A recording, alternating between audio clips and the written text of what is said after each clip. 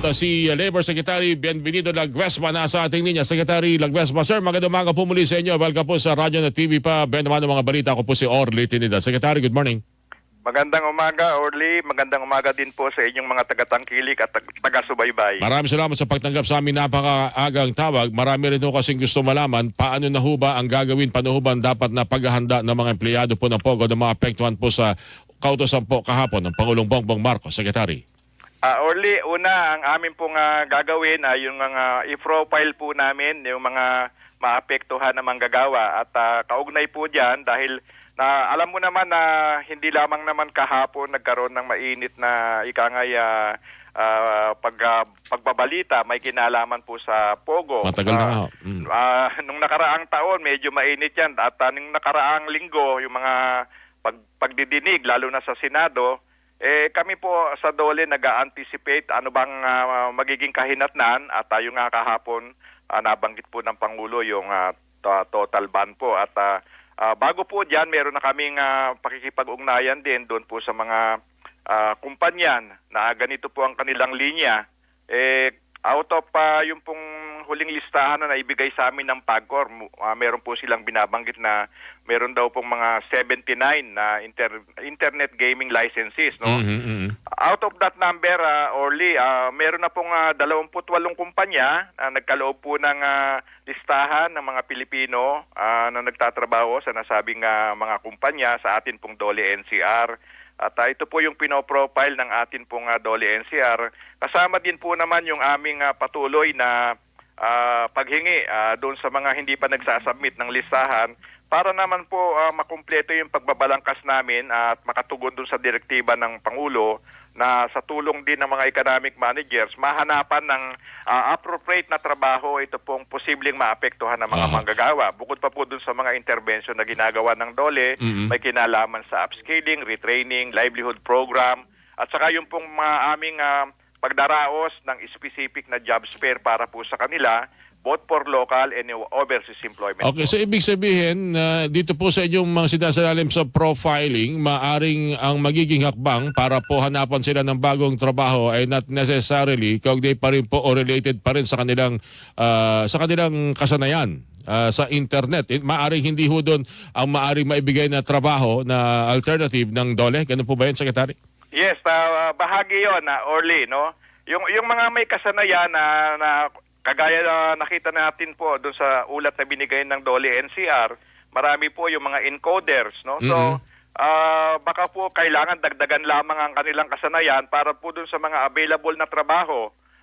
Na yan naman po may mga nakapost at naibibigay na ipagkakaloob po ng mga kumpanya, lalo na po sa IT, pwede po namin silang i-match, no? Kalawa, doon po sa bilang ng mga empleyado, meron din naman po ang trabaho nila ay administrative, HR, finanso, pwede pong mahanapan ng trabaho na pwedeng tutugon doon sa kanilang existing na kasanayan. At amin din pong titignan kung sila po ay handang pumaloob sa karagdagang training, retraining, nang sa ganun lalo pong tumaas ang antas ng kanilang ikangay kwalifikasyon, makakita pa ng mas magandang trabaho. Kasi binabanggit nila pwede sa mga nasa larangan ng BPO, yung pong mga call center. Pero 22,000 itong mga maapektong ito, Secretary. Ano po? Lahat po ba ito ay ma-accommodate? May mga call center agency ho ba na sa tingin ninyo pwedeng lapitan po doon sila i-refer o ipalipat?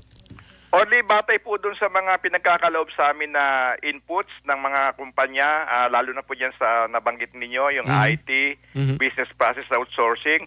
Meron po silang medyo maganda po ang kanilang ikangay projection. In fact, meron po silang commitment.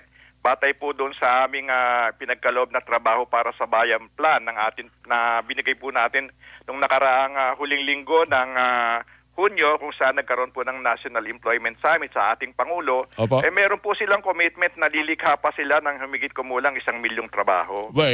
Kung ganun saktong-sakto, pasok na pasok pa rin itong mga maapektuhan ng mga POGO worker ng mga kababayan natin. Papasok yan, Orly. At kung natatandaan mo rin kahapon sa zona po ng ating Pangulo, nabanggit din niya na nagsisimula na pong makita yung realisasyon ng mga pledges and commitment. bunga po ng kanyang mga pagbisita sa ibang bansa at nabanggit niya humigit kumulang mga 200,000 trabaho sa nasabing sektor. Meron din po yung nabanggit niya dun sa ating pong power, renewable energy sector na napakahalaga po nun kasi kung yun po ay talagang magkakaroon ng mabilis na katuparan, yung pong reklamo may kinalaman sa pagtaas ng presyo ng kuryente, matutugunan po. So talaga pong kumbaga sa bukod sa paglikha ng hanap buhay, makakaakit po tayo ng mga karagdagang investors. Okay, hulitan na lang, Secretary. Kailan maaari nang magsimula na lumapit o tumulog sa DOLE? Ito pong mga maapekto mga POGO worker. By next month ba? O by October? O sa December? Pwede sila may tanong na saan sila lilipat? Within the week po, pwede na. Orly, alam mo po kasi, hindi naman po yun exaggeration. Kasi po itong mga programa na nabanggit ko na pwede nating ipagkaloob, ihandog sa atin pong mga pwedeng maapektuhan ng manggagawa.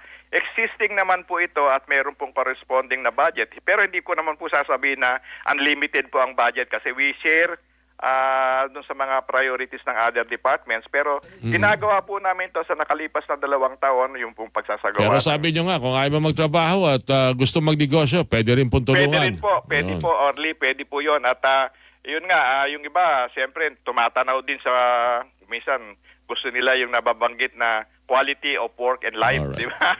So medyo kailangan din siguro na bigyan natin sila ng option. Kaya nga, nagpo-profile kasi gusto naming makita ano ang preference nila sa pagkakataon na ito nang sa ganun mabigyan naman natin ng karampatan na suporta. Okay, Secretary, maraming salamat sa mga impormasyon po yan at siguro kami mag-follow up na lamang po lalo na ho doon pang sa nag-iisip kung magtatrabaho o mag-negosyo na lang. Secretary, maraming salamat po sa inyo at magandang umaga.